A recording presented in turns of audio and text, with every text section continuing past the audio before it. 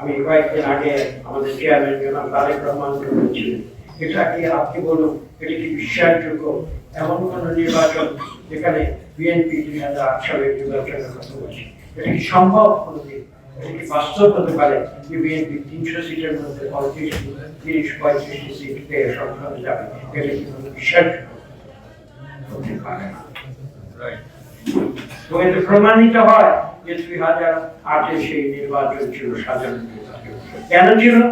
সেখানে এমন একটি শক্তি কাজ করছিল যারা বাংলাদেশকে তারা বিরাজনীতিকরণের খেলায়,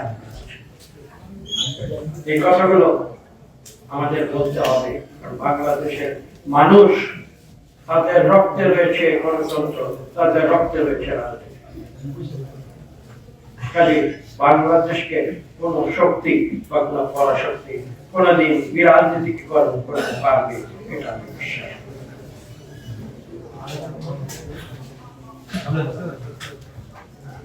এবং দেশনেত্রী বেগম খালেদা জিয়া প্রমাণ করেছিলেন, বারবার প্রমাণ করেছিলেন যে তিনি জনগণের প্রতি সত্যিকার। আমি একটু আগে বলেছি, তিনি জীবনে যত নির্বাচন করেছেন, প্রথমে 5টি সিট করে পরবর্তীতে 3টি সিটে তিনি প্রতিটি সিট তিনি নির্বাচিত হয়েছেন। জনগণের আস্থার প্রমাণ তারা দেশনেত্রী বেগম খালেদা জিয়াকে বাংলাদেশে গণতন্ত্রের সর্বশ্রেষ্ঠ ভারত এবং বাহক হিসাবে বিশ্বাস। বক্তব্য আমি দীর্ঘ করতে চাই না। সাম্প্রতিক ইতিহাসে আসুন, 2008 থেকে 2025 গণতন্ত্রের জন্য শুধু সংগ্রাম করেননি, মিথ্যা মামলা হামলা মোকাবেলা করেননি। এখানে আরেকটি ব্যক্তিগত ঘটনা বলি।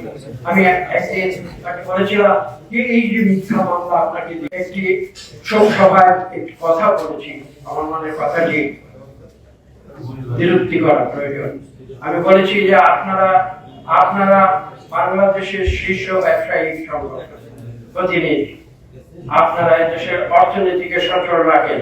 আমি বলেছি আমরা হয়তো মনে মনে আত্মতৃপ্তি পাই যে আমরা বাংলাদেশ রাজনীতিক হিসেবে বাংলাদেশ আমরা চালাই, আসলে বাংলাদেশ আপনারা চালান, আপনারা হচ্ছেন অর্থনীতির নিয়ন্ত্রণ।